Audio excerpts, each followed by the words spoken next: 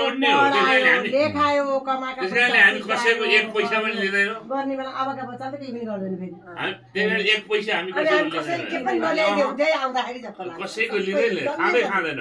सकेसम्म नखानु पर्यो कतै लिएर गयो कसैले यसै थाप्न मलाई हामीलाई पनि भन्नु कि यसै थाप्न पर्यो यसै दिनु पर्छ तँलाई मलाई पनि त्यो कसैले यसो दिँदैनन् जहाँ लेन त्यहाँ दिएन अरे अहिले लियो भने भोलि गधा भएर तिर्नु पर्यो उसको भारी सकेसम्म दिनै पाओस् उसको भारी बोकेर तिर्नु पर्यो गोरु बनेर जोत्नु पर्यो आगो त तिर्नु पर्यो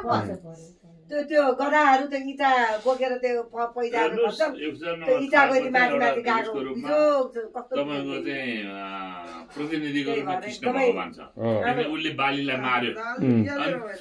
अन्तिममा त्यो बाली चाहिँ जन्मेर आएर यसलाई पनि मार्यो त्यस्तै हामी त्यो खसीलाई मार्छन् त्यो खसीले हामीलाई मार्छ किन मार्छ त्यही बालीवाला आत्माले मारे त नि कृष्णलाई मारे अनि अब त कस्तो लाग्छ भने मलाई पनि भनौँ किनभने हाम्रो र उसको शरीर त एउटै हो नि त्यो जिउँदो छ भुगेन भन्नु छ मैले देखेँ त्यो मनोकामना जाँदा यसरी बोकेर छोरो बोक्दा चाहिँ बोको काट्नलाई यसरी मरि उहाँलाई काटिया त्यो सानो बच्चा चाहिँ पाठाहरूलाई पोखरामा राखेर धेरै हट्यो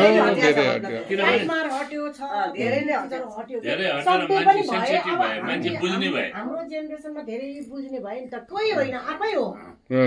उही हो उसको ऊ पनि प्याग गर्छ कुट्यो भने एउटै चिज हो किनभने उसँग तपाईँको त्यो अझै पनि त्यो हाम्रो सिभिल होममा हाम्रो भाउजू हाम्रो दाइहरू बसेको ठाउँमा अब त्यस्तो धनीहरू